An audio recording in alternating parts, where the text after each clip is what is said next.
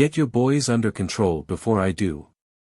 The officer's voice cut through the crisp afternoon air like a blade, sharp and venomous, as he loomed over the two boys, their faces streaked with tears. The father's hands clenched at his sides, a silent storm brewing beneath the surface. The boys, just 12 years old, hadn't done anything wrong. They'd been laughing moments before, joking about their favorite superhero, as they stepped out of school. But that laughter vanished the second the officer's shadow fell over them. What did they do? The father asked, his voice steady but tinged with restrained fury. He stepped closer, putting himself between the officer and his sons. They were disturbing the peace, the officer barked, his hand hovering near his holstered gun. Hollering like that in the street. Acting like they own the place. This is a school zone, not a playground. Disturbing the peace. The father looked around, his eyes scanning the quiet, tree-lined street where other children were walking home, laughing and talking just as his sons had been. He turned back to the officer, his jaw tight. You mean they were being kids? The officer took a step forward, his bulk towering over the father. I mean they were causing trouble. And if you don't teach them respect, I will. Before anyone could respond, the officer grabbed one of the boys by the arm, yanking him forward with unnecessary force. The boy cried out, his voice small and scared, as his twin tried to intervene. Leave him alone, the second boy shouted, tears streaming down his face. Stay back, the officer barked, his hand pushing the second boy aside so hard he stumbled to the ground. The father moved instinctively, stepping forward, his voice rising with authority. Let my son go. Right now. But the officer didn't let go. Instead, he twisted the boy's arm behind his back, forcing him to cry out again. The father felt his chest tighten, his heart pounding with a mix of rage and helplessness. He knew he couldn't make a move without risking his son's safety. All he could do was watch, his voice trembling with controlled anger as he said, "You're crossing a line." "Am I?" the officer sneered. "You people don't seem to understand how things work around here. Maybe this'll be a lesson." The father's mind raced. How had a normal day, a simple walk home from school, turned into this? He had taught his sons to be proud of who they were, to stand tall no matter what, but now they stood here, terrified, humiliated, under the weight of a man who saw them as nothing more than a problem to be handled. Other parents on the street had started to notice, their whispers carrying on the breeze. What's going on?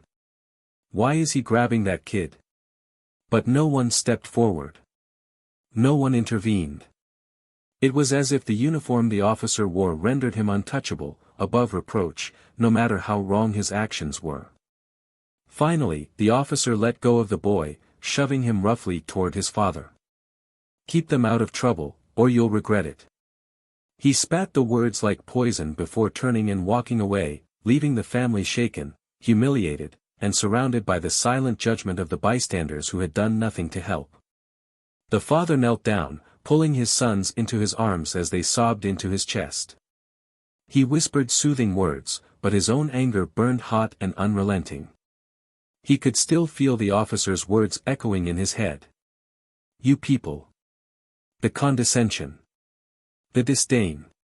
He wasn't just a father in that moment, he was a black man, watching his children face the same hatred and ignorance he had fought against his entire life.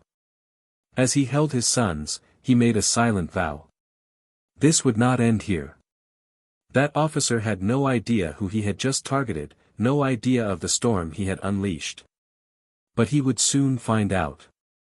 What happens when a man who stands at the very top of the justice system finds himself on the receiving end of the very prejudice he fights against? And what will the world think when the truth about this officer comes to light? The fallout will shake more than just one family, it will rock an entire community to its core. Stay with us to discover the shocking truth and the justice that no one saw coming. At Plow of Twist, we stand firmly against any form of racism or discrimination.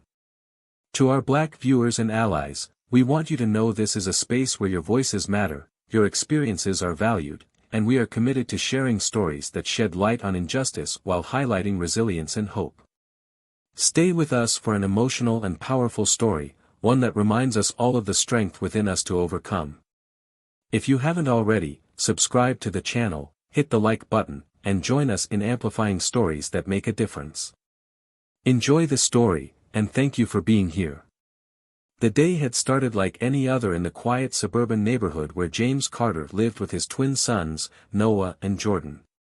The air was crisp with the lingering chill of early spring, and the morning sun cast golden light over the neatly trimmed lawns and winding sidewalks. It was a neighborhood designed for families, a place where children could walk to school without fear and parents felt safe letting their kids play outside until the streetlights flickered on. For James, it was a hard-won refuge from a world that often felt anything but safe for a black man raising two young boys. James was no ordinary father. At 43, he had spent nearly 2 decades building a career in the FBI, climbing the ranks with an unwavering dedication that earned him respect from colleagues and adversaries alike. As assistant director, his job came with its share of pressure, but James thrived under it. He was methodical and sharp, with a commanding presence that could silence a room. Despite his achievements, he never let his position define him. At home, he was just Dad, a man who loved grilling burgers in the backyard, reading bedtime stories in silly voices, and debating which superhero was the best with his sons. Noah and Jordan were inseparable, as twins often are. At 12 years old, they shared a bond that went beyond mere sibling closeness. They had the same mischievous grin, the same quick wit, and a knack for finishing each other's sentences. Noah, the older by 4 minutes, was the quieter of the two, often lost in a book or sketching in his notebook. Jordan, on the other hand, was all energy and charisma, always the first to crack a joke or suggest a game of basketball in the driveway. Together, they were a perfect balance, Noah's thoughtful nature grounding Jordan's adventurous spirit. The school they attended, Willow Creek Elementary, was a 10-minute walk from their home. It was a predominantly white school in a predominantly white neighborhood, something James had considered carefully before moving his family there. He wanted his sons to have access to the best education, but he also knew the challenges they might face as two of the only black children in their grade. Still, James had faith in the lessons he and his late wife had instilled in the boys, to be proud of who they were, to stand up for what was right, and to never let anyone make them feel less than they were. That morning, as James dropped the boys off at the school gates, he noticed the way their faces lit up when they saw their friends waiting for them. "Be good, and don't forget your lunchboxes," he called after them, his voice carrying a warm mix of authority and affection. They waved back, their laughter echoing as they disappeared into the crowd of students. James's workday was typical, a blur of meetings and case briefings that left little time to dwell on anything else. He was preparing for an important operation, one that required precision and discretion, and his mind was fully occupied with the details. It wasn't until he checked his phone during a short break that he saw the missed calls, 3 from the school and 2 from an unfamiliar number. His stomach tightened as he dialed back, his instincts kicking in. Something was wrong. The voice on the other end was hurried, almost frantic. "Mr. Carter, this is Principal Thompson from Willow Creek. There's been an incident involving your sons." Those words sent a chill through him. He listened intently as the principal explained what had happened, her voice a mixture of guilt and helplessness. "There was an altercation with a police officer near the school. Your sons are safe now, but they were treated unfairly." She hesitated, as if searching for the right words to soften the blow. "Perhaps you should come down here." James's hands gripped the phone tightly as he asked for details. When the principal described the officer's actions, his calm exterior cracked. His boys, his bright, kind, innocent boys, had been manhandled and humiliated in front of their classmates, accused of disturbing the peace for doing nothing more than laughing and talking on their way home. The officer's words rang in James's ears as the principal recounted them, "You people need to learn your place." The drive to the school was a blur. James's mind raced with a mix of emotions, anger, fear, frustration. He thought of Noah and Jordan, how scared they must have been, and it made his chest tighten. He also thought about the officer, about the power he had abused so casually, as if it were his right. James had seen plenty of injustice in his line of work, but nothing prepared him for how it felt when that injustice struck so close to home. When he arrived at the school, his sons were waiting for him in the principal's office. They looked smaller than he remembered, their usual confidence replaced by a quiet, shaken demeanor. Noah sat with his head down, his hands gripping the edge of his chair, while Jordan stared blankly at the floor, his fists clenched. James knelt in front of them, his voice soft but firm as he asked, "Are you okay?" It took a moment, but Noah finally nodded, his voice barely above a whisper. "We didn't do anything, Dad. He just grabbed us." James placed a hand on his shoulder, his touch reassuring. "I know you didn't. I know." He turned to Jordan, who was fighting back tears. "What did he say to you?" Jordan's voice cracked as he repeated the officer's words, each one like a dagger to James's heart. "He said we were trouble. That we didn't belong here." James felt the anger rise again, hot and insistent, but he forced himself to stay calm. He couldn't afford to lose control, not now. Instead, he looked his sons in the eyes and said, "You belong here. Don't ever let anyone make you think otherwise." The principal entered the room, her expression one of discomfort and regret. She explained that the officer had been patrolling the area and claimed the boys were being disruptive, though there was no evidence to support his accusations. "I'm so sorry this happened," she said, her voice earnest but ineffective. "We've reported the incident to the department," but James didn't need her to finish. He knew what she meant. Complaints like this often went nowhere. Officers like the one who hurt his sons operated under a veil of impunity, protected by a system designed to shield them from accountability. But James wasn't just any parent. He was a man with resources, connections, and a deep understanding of how that system worked. And he had no intention of letting this slide. As he drove home with his sons that evening, James's mind was already working, piecing together a plan. He didn't know the officer's name yet, but he would soon. He didn't know the full extent of the man's actions, but he would uncover every detail. This wasn't just about his boys. It was about every family that had been treated this way, every child who had been made to feel small, every injustice that had been swept under the rug. James glanced at his sons in the rearview mirror, their faces still marked by the day's events. He made a silent vow then and there. They would know what it meant to have a father who fought for them. And that officer would know what it meant to face justice. James sat at the head of the dining room table that evening, the air around him thick with silence. Noah and Jordan had gone to bed early, their usual playful banter replaced by an exhausted quiet that had settled over the house. James stared at his laptop screen, his fingers hovering over the keyboard as he reviewed the information he had managed to gather so far. He had already reached out to a contact in the local police department, a trusted colleague who owed him a favor. Within hours, he had the officer's name, Robert Hayes. Robert Hayes was no stranger to complaints. His record revealed a pattern of misconduct, unnecessary force, racially charged language, and a troubling number of dismissed grievances from residents. But none of it had ever stuck. The system had protected him, as it always did, with internal investigations that went nowhere and fellow officers willing to back up his version of events. James felt a familiar anger rise in his chest as he scrolled through the files, each incident a stark reminder of the inequities he had fought against his entire career. His phone buzzed on the table, breaking the silence. It was a call from Special Agent Michelle Torres, his closest confidant at the Bureau. Michelle had been by his side through some of the toughest cases of his career, and she knew him well enough to recognize when something was weighing on him. "What's going on, James?" Her voice was calm but probing, the kind of tone that invited honesty. He hesitated for a moment before answering, his voice low and measured. "It's my sons. They were targeted today by a cop, Hayes. He roughed them up, humiliated them, for no reason other than the color of their skin. Michelle's sharp intake of breath was audible. "Are they okay?" "They're shaken, but they're strong," James replied. "This isn't about just today, though. Hayes has a history. I've been looking into it, and it's worse than I thought." Michelle's tone shifted, a mix of empathy and determination. "What's the plan?"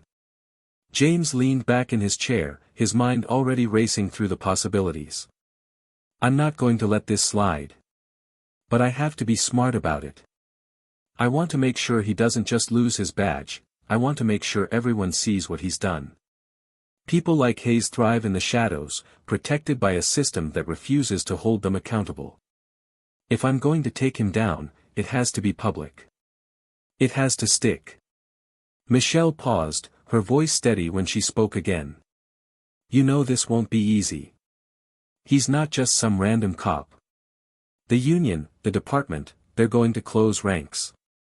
"I know," James said. "But they've never gone up against me." The next morning, James began laying the groundwork for his plan. He started by speaking to the principal at Willow Creek Elementary, gathering statements from witnesses who had seen the incident. Most of the parents were hesitant, their words careful and guarded, but one mother, Susan Miller, was different. She had been walking her son home that day and had seen everything. "I couldn't believe what I was seeing," Susan said, her voice shaking as she recounted the events. "Those boys did nothing wrong. That officer he treated them like criminals. And the way he spoke to you, it was disgusting." James thanked her for her bravery in coming forward. Her testimony would be critical, but he knew it wouldn't be enough on its own. He needed more witnesses, more evidence. That evening, he called in another favor, this time from a former FBI colleague who specialized in digital forensics. Together, they reviewed footage from nearby security cameras. The video captured everything: Hayes approaching Noah and Jordan, grabbing them without cause, and shoving Jordan to the ground. It was damning, but James knew that even video evidence wasn't always enough to guarantee accountability. He needed a strategy that would leave no room for doubt. Over the next week, James worked tirelessly, balancing his duties at the Bureau with his mission to expose Hayes. He reached out to civil rights organizations, reporters, and even a prominent local activist who had been fighting against police misconduct for years. He wanted to ensure that when the time came, the story would be impossible to ignore. At home, the tension was palpable. Noah and Jordan were doing their best to return to normal, but James could see the way the incident had changed them. Noah, usually so outgoing, had become more withdrawn, spending hours in his room with his sketchpad. Jordan, on the other hand, had grown more defiant, his laughter replaced by a simmering anger that surfaced in unexpected moments. One evening, as James sat in the living room reviewing his notes, Jordan walked in and stood silently by the door. James looked up, setting his papers aside. "What's on your mind, buddy?" Jordan hesitated before speaking, his voice quiet but firm. "Are you going to make him pay?" James's heart ached at the question, but he kept his voice steady. "I'm going to make sure he's held accountable. That's what justice is." Jordan frowned, his hands clenched into fists at his sides. "But what if it's not enough? What if he just gets away with it?" James stood and walked over to his son, placing a hand on his shoulder. "He won't. I promise you, he won't. But we have to do this the right way. If we stoop to his level, we're no better than him." Jordan nodded, but his eyes still held a trace of doubt. James knew that his son needed more than words, he needed to see action. As the days passed, the pressure began to mount. Word of the incident had started to spread, and the local police department was scrambling to contain the fallout. Hayes, for his part, showed no signs of remorse. He continued to patrol the neighborhood, his presence a constant reminder of the injustice Noah and Jordan had endured. One afternoon, James received a call from Michelle. "You're not going to believe this," she said, her voice tinged with both frustration and urgency. "Hayes has filed a counter-complaint, claiming that your sons were aggressive and that you threatened him." James felt a surge of anger, but he forced himself to stay calm. "Let him. He's only digging his own grave." Michelle paused, then said, "Be careful, James. People like him don't go down without a fight." James hung up and sat in silence for a moment, his mind racing. Hayes's arrogance was staggering, but it was also his weakness. James knew that the officer's sense of invincibility would be his undoing. He just needed to be patient. That evening, as James reviewed the final details of his plan, he couldn't shake the feeling that something was about to happen. The pieces were all in place, but the stakes were higher than ever. He thought of his sons, of the look in Jordan's eyes when he asked if Hayes would pay, and he knew that he couldn't fail. The storm was coming, and Hayes had no idea what was about to hit him. The conference room was unusually quiet for such a high-stakes meeting. James sat at the far end of the polished oak table, flanked by Michelle and the team of civil rights attorneys who had agreed to take on the case pro bono.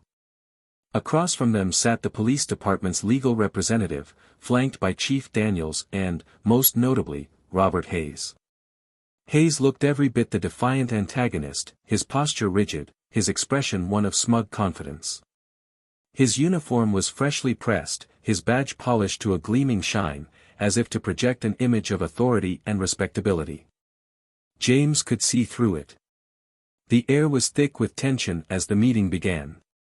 The legal representative opened with a statement that was as predictable as it was infuriating. The officer had acted within the bounds of his duties, the boy's behavior had been perceived as disruptive, and any physical force used had been necessary to ensure public safety.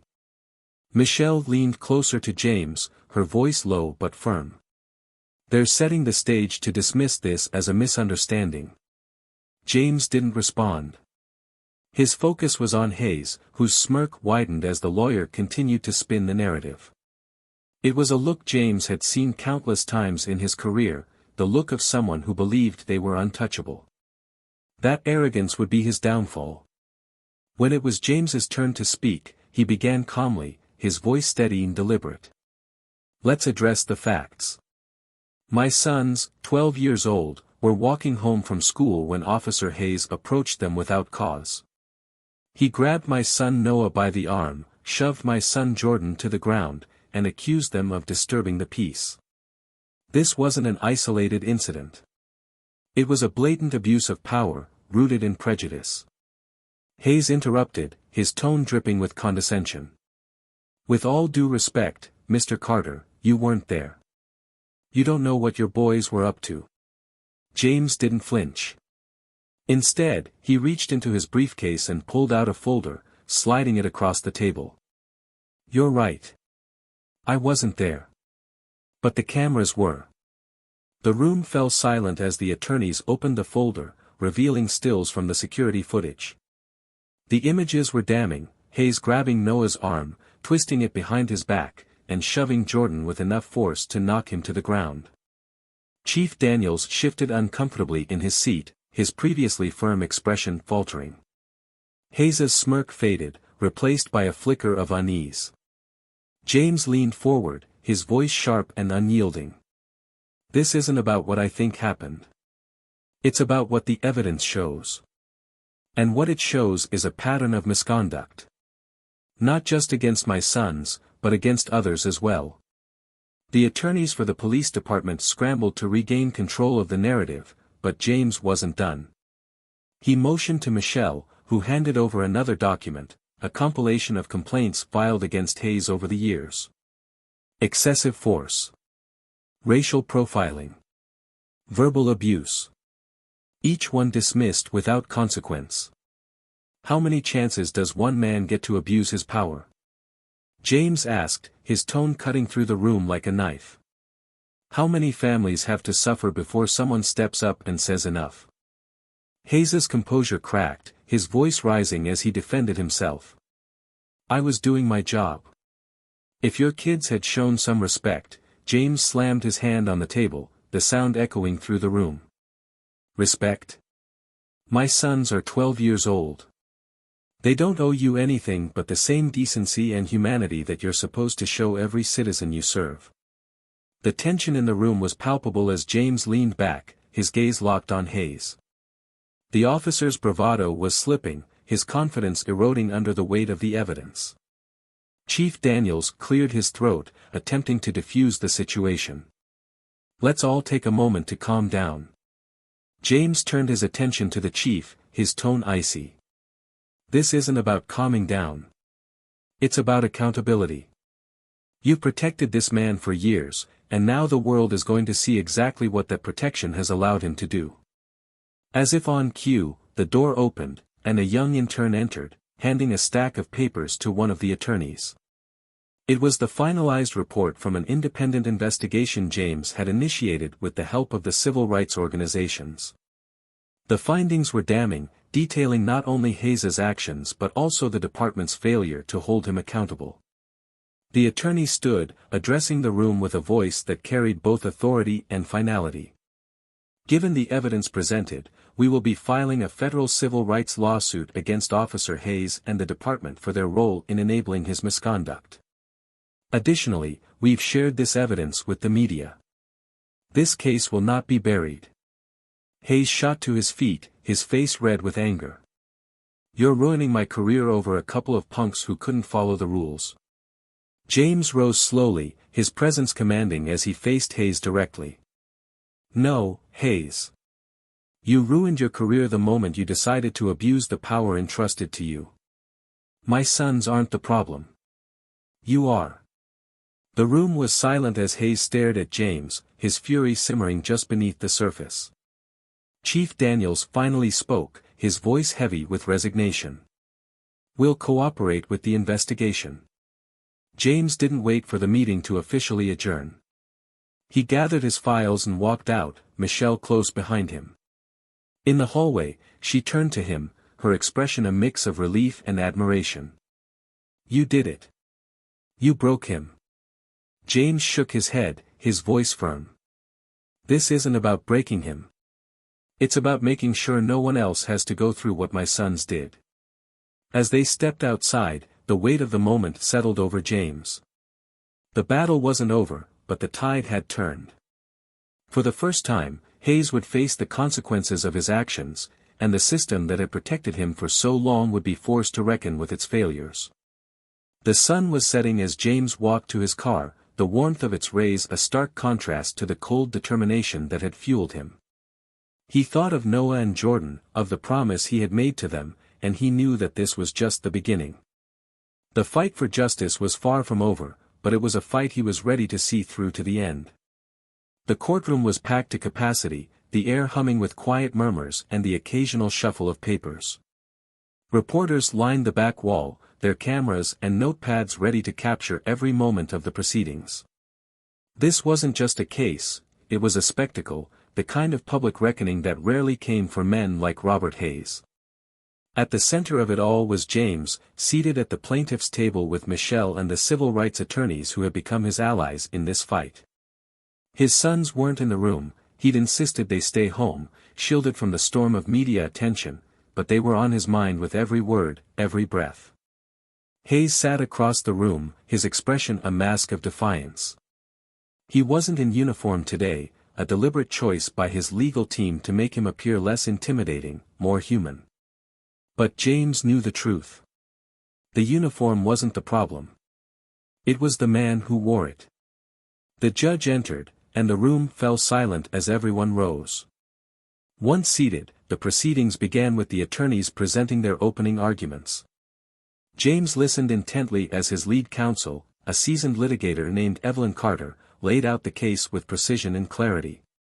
She spoke of the evidence, the video footage, the history of complaints against Hayes, and the systemic failures that had allowed him to continue his behavior unchecked. This case is about accountability, Evelyn said, her voice ringing through the courtroom. It's about ensuring that no child, no family, has to endure what the Carter family endured simply because of the color of their skin. Hayes's attorney countered with a narrative that painted him as a dedicated officer, a man who had made a split-second decision in a high-pressure situation. It was a story James had heard before, a tired script that sought to justify the unjustifiable. But this time, the weight of evidence was too much to ignore. The first witnesses were called, teachers, parents, and community members who had been present the day of the incident. Their testimonies painted a damning picture of Hayes's actions and the fear he had instilled not only in Noah and Jordan but in everyone who witnessed the event. One by one, they described the officer's aggression, the way he had grabbed the boys without cause, the venom in his words. Susan Miller, the mother who had come forward early in the case, was among the most compelling witnesses.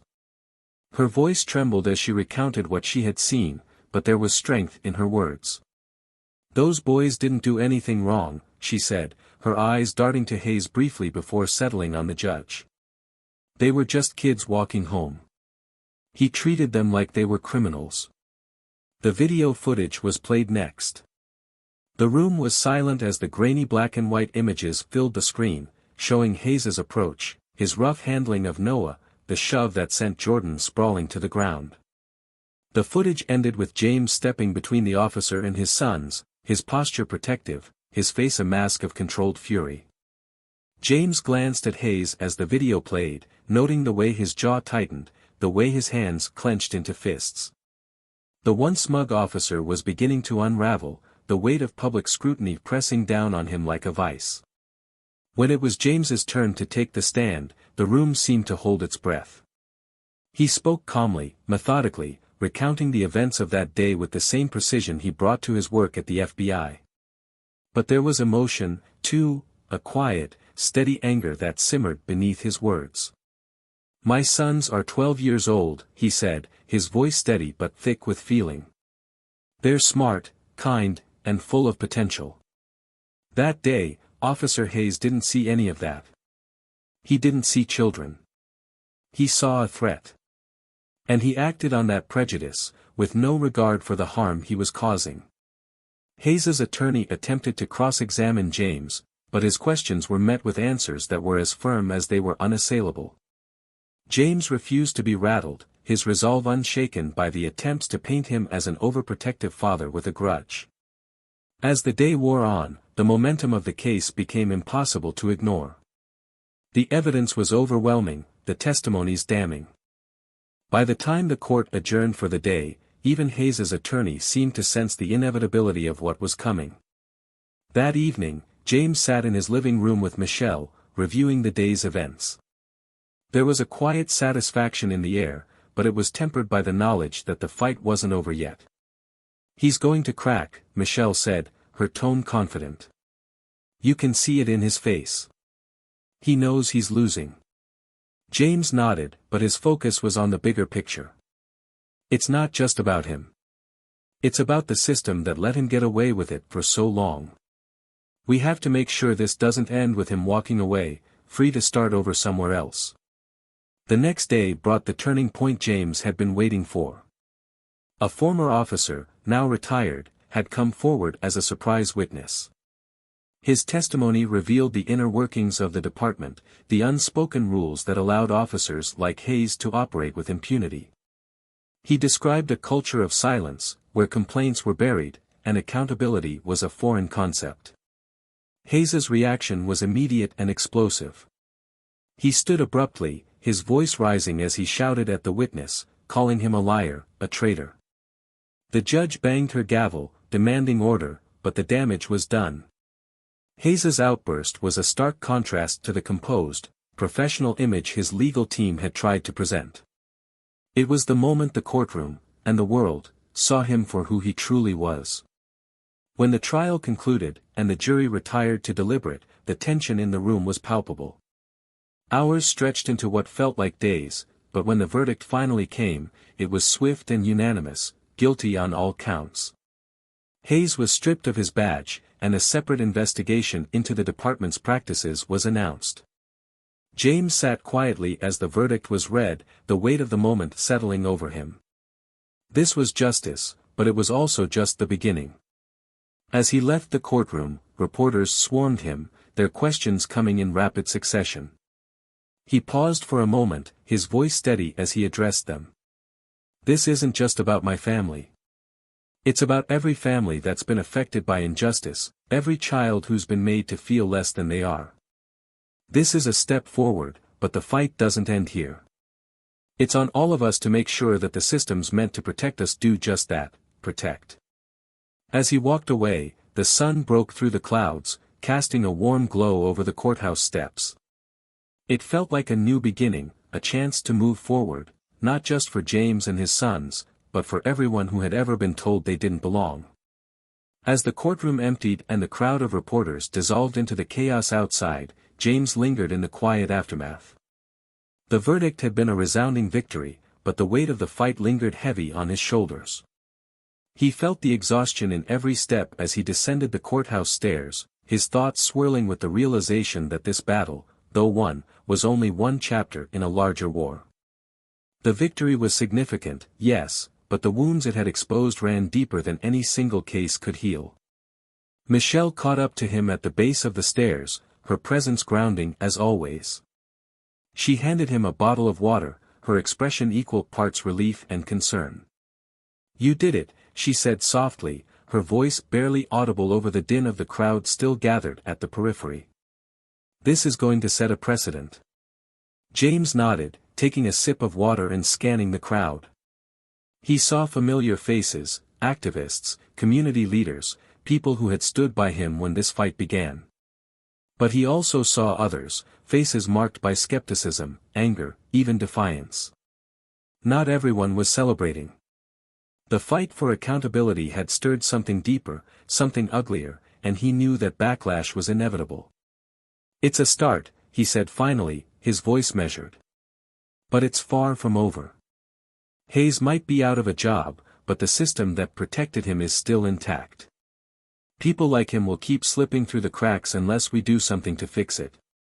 Michelle followed his gaze, her expression growing serious. "You're right. But this case has already sent shockwaves. The department is under investigation, the media isn't letting up, and now there's a public outcry for reform. That's because of you." James appreciated her words, but the weight of the truth tempered any sense of triumph. The battle against Hayes had been deeply personal, a fight for his sons, for justice, for dignity. But the broader implications, the systemic failures, the ingrained biases, were a much larger beast, one that wouldn't be taken down by a single courtroom victory. That evening, James returned home to find Noah and Jordan waiting for him in the living room. The boys had been glued to the television all day, watching the coverage of the trial, and their faces lit up when they saw him. Jordan was the first to speak, his voice carrying a mix of excitement and relief. "Dad, they showed the verdict on the news. Everyone knows what he did now." James sat down on the couch between his sons, wrapping an arm around each of them. "It's a big step," he said, choosing his words carefully. "But it's just the beginning. This isn't about revenge. It's about making sure no one else has to go through what we did." Noah, quieter as always, leaned against his father's side. "Do you think it'll really change anything? Or will there just be another Hayes?" James hesitated. It was a question he'd been asking himself since the trial began. The verdict was a victory, but lasting change required more than a single case, it required a shift in culture, in accountability, in how people viewed justice. "I think it can change things," he said finally, his voice steady. "But only if we keep fighting. This is about more than just one man. It's about making the whole system better." The days following the verdict were a whirlwind of media appearances, community meetings, and discussions with policymakers. James found himself thrust into a new role, not just as an advocate for his sons but as a voice for broader reform. It was a role he hadn't sought out, but one he couldn't walk away from. The attention brought both support and criticism, with some praising his efforts while others accused him of seeking fame or undermining law enforcement. One evening, as he prepared for yet another interview, James received an unexpected call. It was Chief Daniels. The man's voice was subdued, almost reluctant, as he requested a meeting. James hesitated, unsure of the chief's motives, but ultimately agreed. If there was even a chance to push for meaningful change, he had to take it. The meeting took place in a neutral location, a modest conference room in a community center. Daniels arrived alone, his demeanor noticeably different from the courtroom. He seemed smaller, less authoritative, as if the weight of the investigation into his department had taken its toll. "I wanted to talk face to face," Daniels began, his tone carefully measured. "No lawyers, no cameras. Just us." James crossed his arms, his expression unreadable. "I'm listening." Daniels took a deep breath, his gaze meeting James's. "I know I've made mistakes. I've looked the other way when I shouldn't have. I let things slide because it was easier than facing the backlash. But this case has made me realize how much damage that silence can do." James's eyes narrowed slightly, his voice calm but firm. "And what are you planning to do about it?" Daniels hesitated, then reached into his bag, pulling out a stack of papers. He slid them across the table to James. "This is my resignation. I'm stepping down as chief. But before I go, I want to help implement real reforms. I know it won't fix everything, but it's a start." James studied the man carefully, searching for signs of insincerity. Daniels seemed genuine, his guilt palpable, but James knew better than to take anything at face value. "Words are easy, Chief. Actions are what matter." Daniels nodded, his expression somber. "I know. That's why I'm asking for your help. You've already brought more attention to these issues than anyone else has in years. Together, we can push for changes that actually mean something." The offer was unexpected, and James felt a mix of emotions: skepticism, hope, frustration.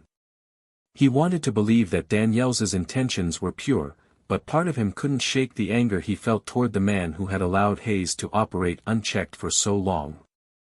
"I'll think about it," James said finally, his voice noncommittal. "But make no mistake, this isn't about me helping you. It's about making sure the next generation doesn't have to fight the same battles we've been fighting." Daniels nodded, his expression resigned but grateful. "Fair enough." As James left the meeting, his mind raced with possibilities. The fight for justice was far from over, but for the first time, he felt a glimmer of hope that real change might be possible.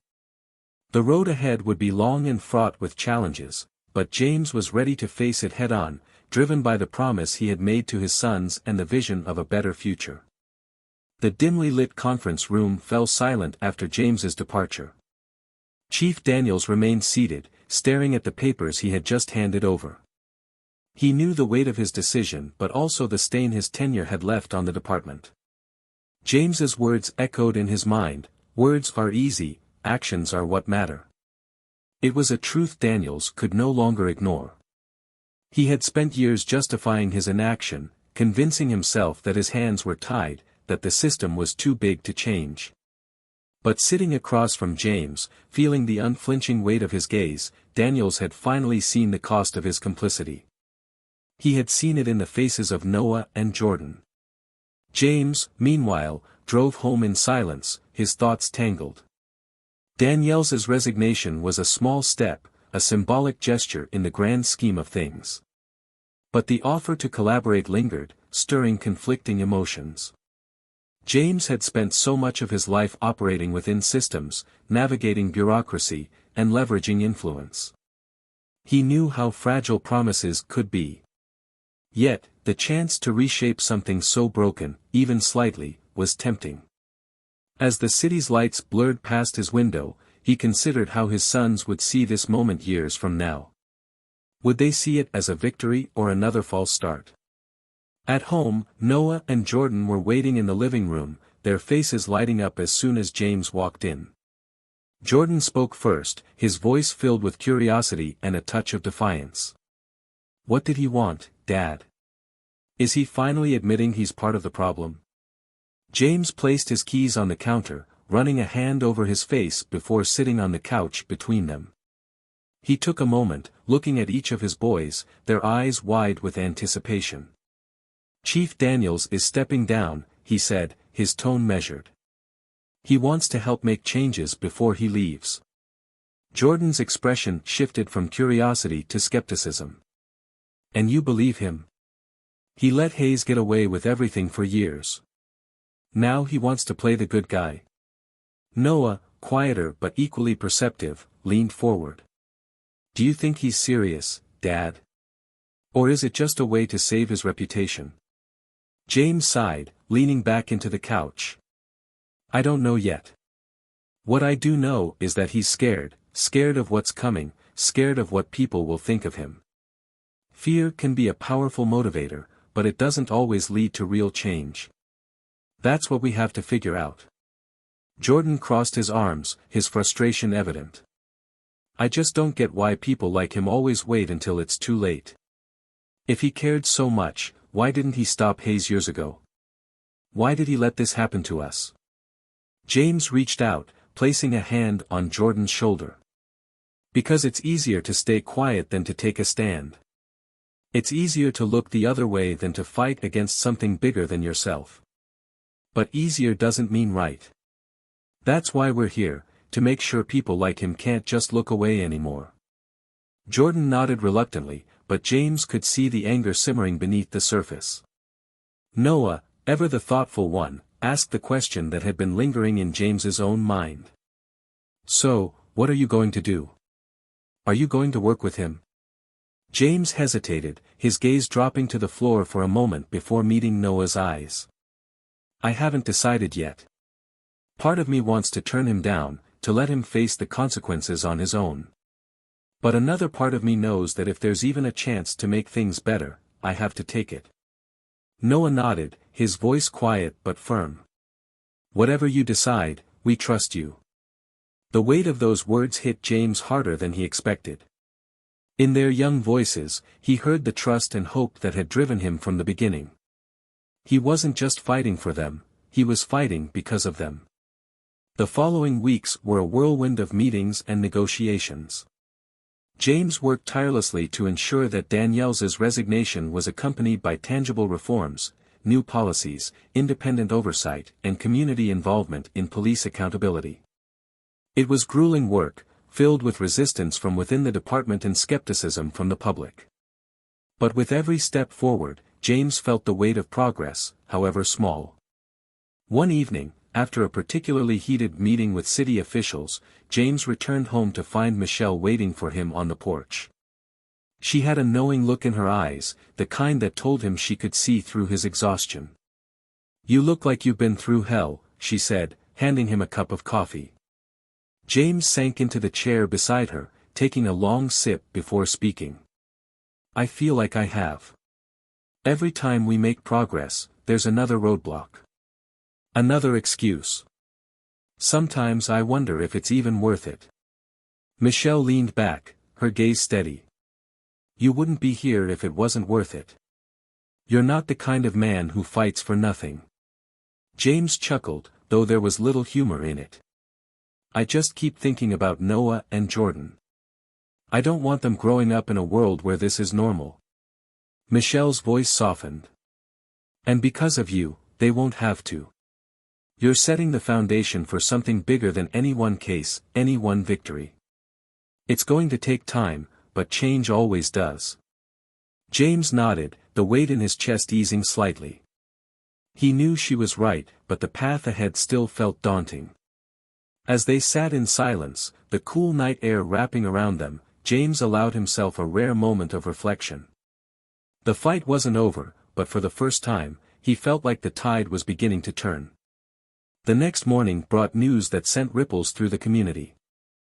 A group of officers, emboldened by the trial's outcome, had come forward to testify about systemic issues within the department. Their statements corroborated much of what James and his team had uncovered, adding fuel to the fire for reform. It was a significant breakthrough, one that James knew could shift the narrative even further. As he reviewed the reports, Noah and Jordan came into the room, their curiosity piqued by the flurry of activity. Jordan, as always, was the first to speak. What's going on now? James looked up, a small smile breaking through his tired expression. Some officers have decided to speak out. They're confirming what we already knew, that Hayes wasn't an anomaly. He was part of a much bigger problem. Noah's eyes widened. So they're finally admitting it? James nodded. It's a start. But now we have to make sure their voices are heard, that this momentum doesn't stop here. Jordan grinned, his excitement bubbling over. So we're winning, right? James chuckled, pulling both boys into a hug. We're making progress. And that's the first step. As the day wore on, James found himself reflecting on how far they had come. The fight was far from over, but the victories they had achieved were undeniable. The system wasn't fixed, not by a long shot, but the cracks were beginning to show. And for the first time in a long time, James felt hope, not just for his sons, but for the future they were helping to build together. The morning sun filtered through the blinds, casting streaks of light across the kitchen table where James sat with his coffee untouched in front of him. Noah and Jordan were still upstairs, their muffled voices occasionally spilling into the quiet. The house felt calm, a stark contrast to the storm James knew still raged outside. He tapped his fingers on the table, his thoughts heavy with the weight of the next steps. There was progress, real, tangible progress, but it came with a cost. The pressure, the scrutiny, the relentless pushback from those who wanted to maintain the status quo, it was exhausting. Yet, giving up wasn't an option. Michelle arrived a little after 9 a.m., her laptop bag slung over one shoulder and a determined look in her eyes. She barely paused to greet him before setting up at the table, spreading out documents and notes in her usual no-nonsense way. "We've got another meeting with the Oversight Committee at 3, she said, glancing up at James. "And Daniels has agreed to testify about the department's cover-ups. It's a big win." James nodded, his expression unreadable. "What's the angle they're going to take?" Michelle paused, considering. "He's going to frame it as ignorance, says he didn't realize how deep the issues went until the Hayes case. He'll admit to complacency but argue that it wasn't intentional." James's jaw tightened. Complacency is complicity. He might not have started the fire, but he let it burn. Michelle gave him a sharp look. "And that's exactly what we'll make clear. But if we push too hard, we risk him clamming up. We need his cooperation, James. Like it or not, Daniels is the key to pushing these reforms through." James sighed, leaning back in his chair. He hated the politics of it, the careful balancing act of holding someone accountable while still needing their help. But Michelle was right. Daniels' testimony could be the tipping point, and James wasn't about to let personal feelings get in the way of progress. The door creaked open, and Jordan appeared, rubbing his eyes and yawning. He stopped when he saw Michelle, his curiosity instantly piqued. "You're working already?" "It's Saturday." Michelle smiled, her tone light. "Justice doesn't take weekends off." Jordan grinned, pulling out a chair and sitting down. "What's next? Are we finally getting rid of all the bad cops?" James exchanged a glance with Michelle before turning to his son. "We're working on it. But it's not that simple. Change takes time, and not everyone wants to see it happen." Jordan frowned, his young face clouded with frustration. "Why not? If they're bad, they shouldn't be cops. What's so hard about that?" James reached out, resting a hand on his son's shoulder. "Because the people who benefit from the way things are don't want to lose that power. And the ones who should speak up are often too scared to. That's why we have to keep fighting, to show them that silence isn't an option." Jordan nodded slowly, his expression thoughtful. "So, what can I do?" James smiled, a flicker of pride lighting up his face. "You can keep being brave, keep speaking up when you see something wrong. And never stop asking questions, even when the answers are hard." Jordan grinned, satisfied with his father's response, and bounded off toward the living room, leaving James and Michelle alone again. Michelle leaned back in her chair, her gaze following the boy as he disappeared. "He's got your fire," she said, her voice tinged with admiration. "That's going to take him far." James shook his head, his smile fading. "I just hope it doesn't burn him out. This fight takes more than fire, it takes endurance." The meeting with the Oversight Committee that afternoon was tense but productive. Danielle's testimony was carefully worded, filled with just enough contrition to seem genuine but not enough to fully acknowledge his role in the department's failures. James listened carefully, interjecting only when necessary to redirect the conversation or clarify a point. Michelle was a steady presence beside him, her sharp mind and quick tongue ensuring that no detail was overlooked. When the meeting finally ended, James and Michelle stepped out into the hallway, where a small group of reporters was waiting. James squared his shoulders, preparing for the onslaught of questions. He'd become accustomed to the attention by now, but it still felt surreal to have his every word dissected and analyzed. One reporter, a young woman with a determined expression, pushed forward, her voice cutting through the din. "Mr. Carter, do you believe Chief Daniel's resignation will lead to meaningful change, or is it just a symbolic gesture?" James paused, considering his response carefully. "Resignations are just the beginning. True change comes from holding systems accountable, not just individuals. Daniel's stepping down is a step forward, but it's up to all of us to ensure that it's not the last step." The reporter nodded, scribbling furiously in her notebook as James and Michelle made their way to the exit. Outside, the air was cool and crisp, a welcome relief from the stifling atmosphere of the committee room. James took a deep breath, his gaze drifting toward the horizon. The road ahead was long, but for the first time, he felt like they were moving in the right direction. That evening, as James sat at the kitchen table reviewing the day's events, Noah joined him, a hesitant look on his face. James set down his pen, giving his son his full attention. "What's on your mind?" Noah hesitated before speaking, his voice quiet. "Do you think Hayes regrets what he did? Or does he still think he was right?" The question caught James off guard, and he took a moment to gather his thoughts. "I don't know if he regrets it," he said finally. "But whether he does or doesn't isn't what matters.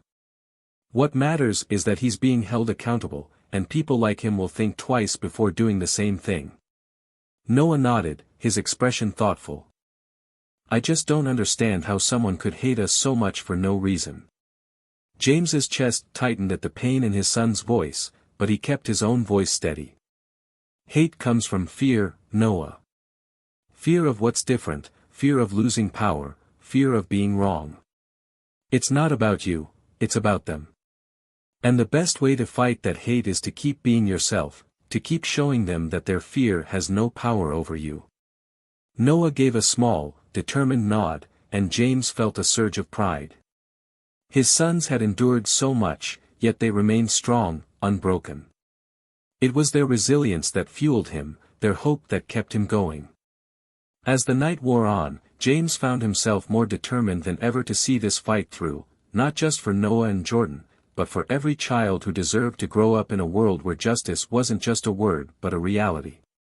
The reform bills passed quietly, almost anticlimactically, in a room filled with weary lawmakers and subdued applause. It wasn't the sweeping transformation James had envisioned at the start, but it was tangible, and it was real. New policies were implemented, independent oversight committees, mandatory body cameras, and a streamlined process for addressing misconduct complaints. For the first time in decades, the city's residents saw the beginnings of a system built to serve them, not just control them. James watched the announcements on the evening news from his living room, his sons flanking him on the couch. The moment wasn't triumphant, but it was significant, a step forward in a journey that was far from over. For Chief Daniels, the resignation marked the end of his long, complicated career. His testimony had helped to expose systemic corruption, but his complicity couldn't be overlooked. Stripped of his title, he chose to step out of the public eye, relocating to a quieter life. Before he left, he sent a handwritten note to James: "Thank you for holding me accountable. It's something I should have done myself years ago." Robert Hayes, on the other hand, found no refuge in obscurity. After losing his badge, he became a pariah, his name forever linked to one of the most publicized cases of police misconduct in the country. The civil judgment against him drained what little savings he had left, leaving him with no choice but to take low-paying jobs far removed from his former authority. His name became a cautionary tale, a reminder of what unchecked power could destroy. For James, life returned to a semblance of normalcy. But normal wasn't the same anymore. He still went to work, still grilled burgers in the backyard, still debated superheroes with Noah and Jordan. But there was a fire in him now, one that refused to die out. The fight for justice had changed him, had sharpened his purpose. He became a vocal advocate for reform, not just in his city but across the country, speaking at events, meeting with lawmakers, and mentoring young activists who shared his vision for a better future. One evening, several months after the trial, James stood in front of a packed auditorium. The event had been organized by a grassroots organization working to expand the reforms his case had inspired. He spoke with the same conviction that had carried him through the darkest moments of his fight. As he finished, the crowd erupted into applause, and James felt a familiar sense of fulfillment. Change wasn't instant, but it was happening, one step at a time. At home, Noah and Jordan thrived. Noah's quiet resilience turned into a passion for writing. He began chronicling their experiences, turning them into stories that captured the complexity of their journey. Jordan channeled his boundless energy into activism, joining local youth organizations and organizing events aimed at educating his peers. Together, they embodied the hope James had fought so hard to protect. Their scars hadn't disappeared, but they wore them with pride, a testament to their strength. Late one night, as James sat on the back porch, the cool breeze carrying the faint sound of laughter from his sons inside, Michelle joined him.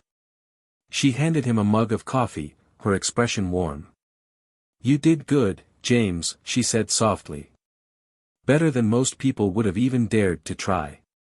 James smiled, his gaze drifting to the stars. "I didn't do it alone. And it's not over. There's still so much left to fix." Michelle nodded, her voice steady. "But now people are listening. That's more than most ever get." They sat in comfortable silence for a while, the enormity of the journey behind them and the unknown of what lay ahead hanging in the air. James felt the weight of the past months ease slightly, replaced by a quiet determination. He wasn't done fighting, but for the first time, he allowed himself to feel proud of how far they'd come. Reflecting on this story, it's impossible not to feel the weight of what it means to stand up against a system designed to resist change. James's fight wasn't just for his sons, it was for everyone who has ever been told they didn't matter, for every family who has suffered in silence, and for every child who deserves to grow up in a world where justice isn't a privilege but a right. His journey reminds us that progress isn't easy, and it isn't quick, but it is worth every ounce of effort. It reminds us that standing up for what's right is never the wrong choice, even when the odds seem insurmountable. What about you? Have you ever faced a moment where doing the right thing felt impossible? What did you learn from it? Share your thoughts in the comments below, we'd love to hear your perspective. And if this story resonated with you, make sure to subscribe to Tales of Twist for more stories that challenge, inspire, and remind us all of the power of resilience and justice. Let's keep the conversation going, and together, let's keep pushing for the change we want to see in the world.